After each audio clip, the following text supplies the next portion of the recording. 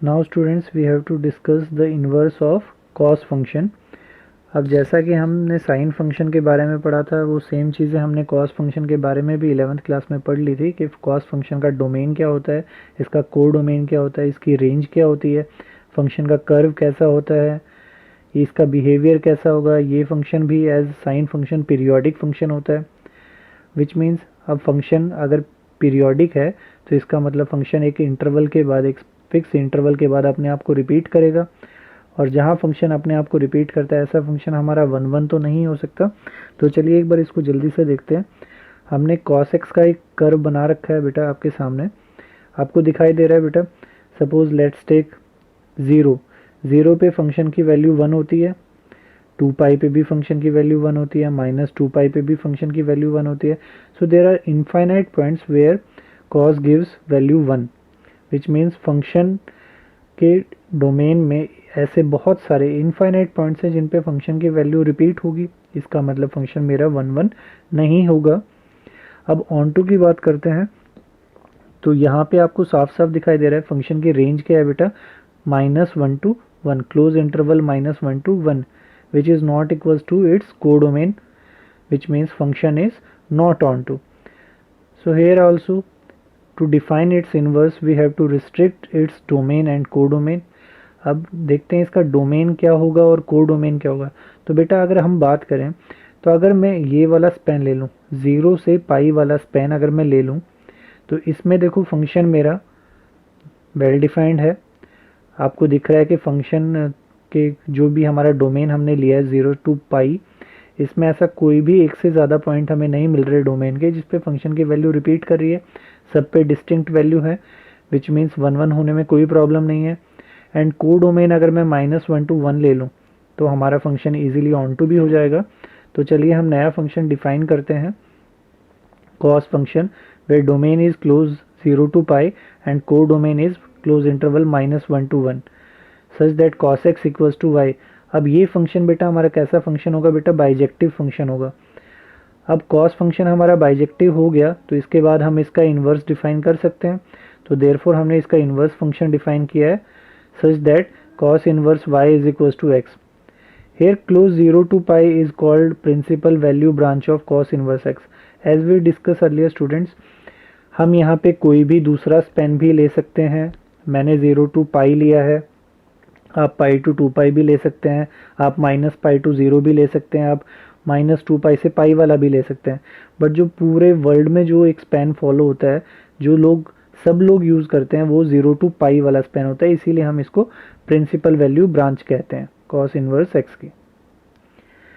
Now the next is inverse of tan function.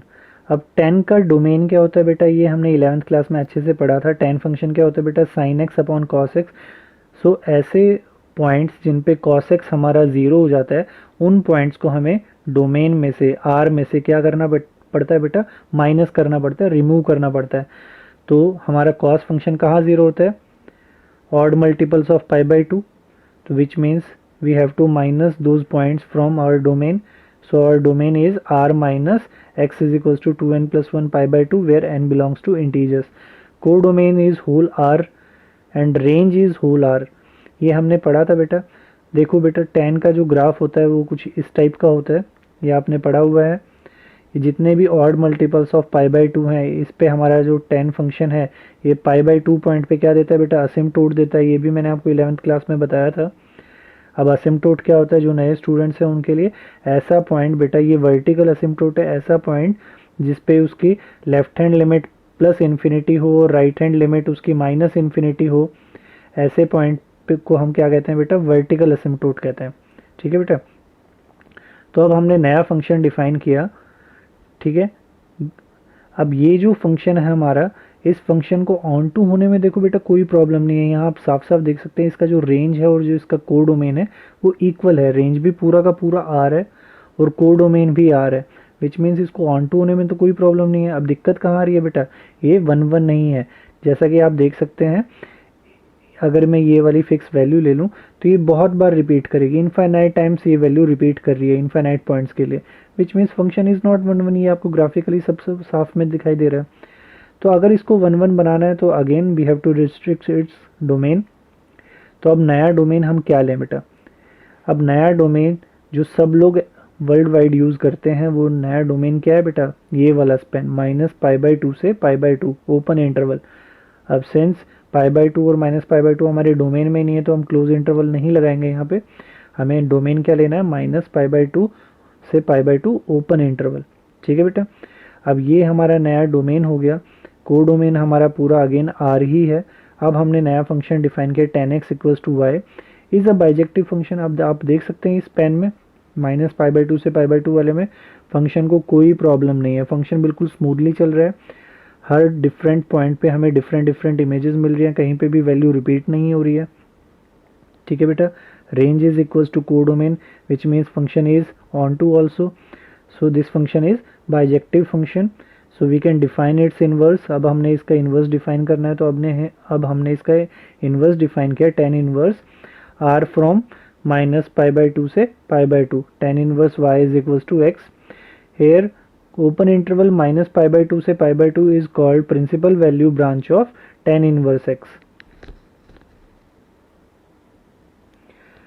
Next we have to study the inverse of cot function. अब same as tan function cot function का भी हमने domain, को domain, range सब कुछ पढ़ा हुआ है 11th में। अब cot क्या होता है बेटा?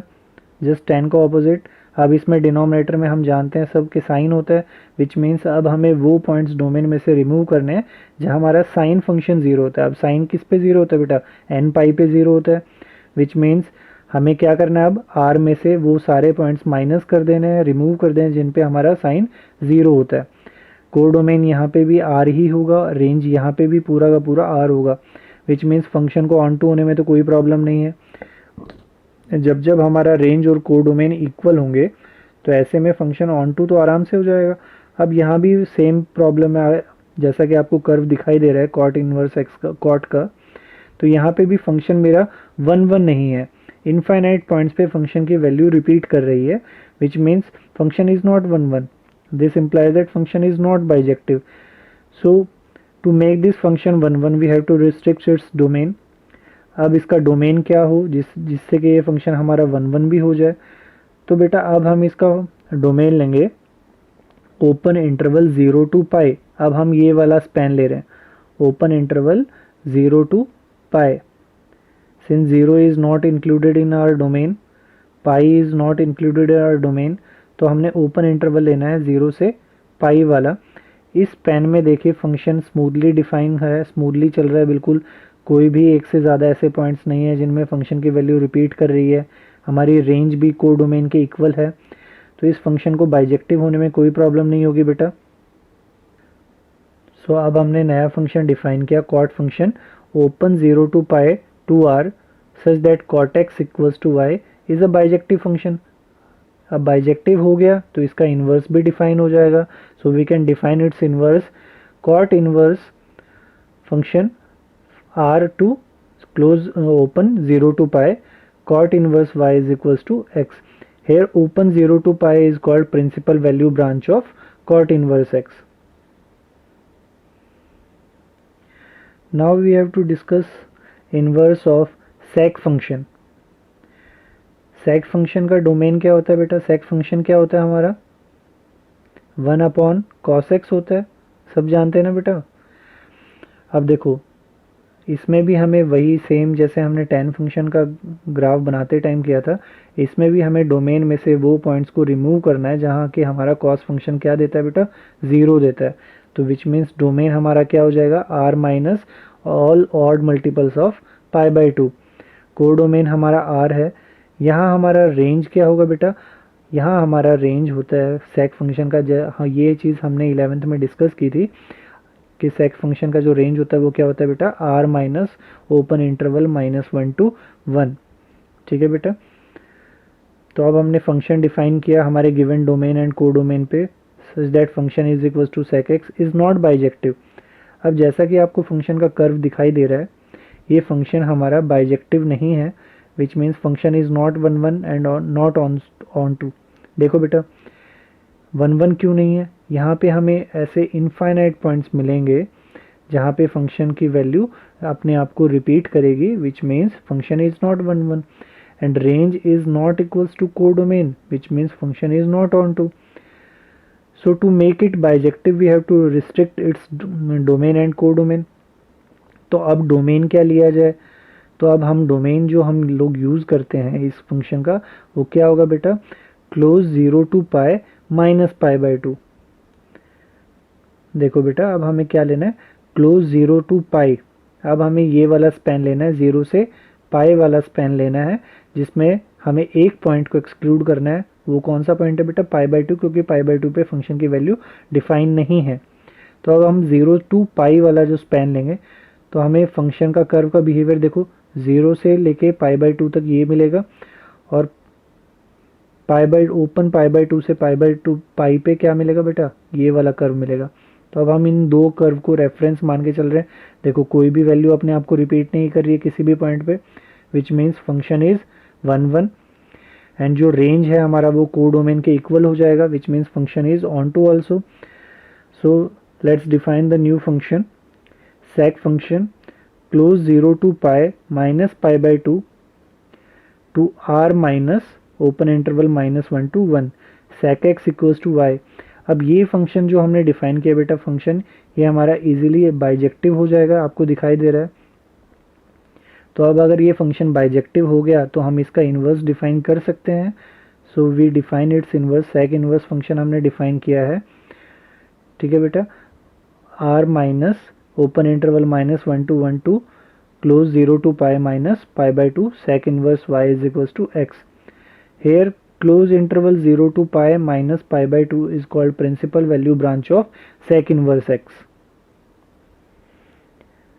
Now last we have inverse of cosec function.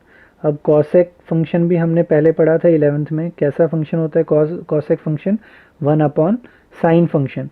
अब इसमें अगेन जैसे कि हमने कॉट फंक्शन का ग्राफ बनाते टाइम किया था, इसमें भी हमें वो पॉइंट्स अपने डोमेन से एक्सक्लूड करने हैं जिन पॉइंट्स पे हमारा साइन फंक्शन क्या देता है बेटा, 0 देता है. तो साइन 0 किस पे होता है बेटा, एन पाई पे, which means we have to remove those points.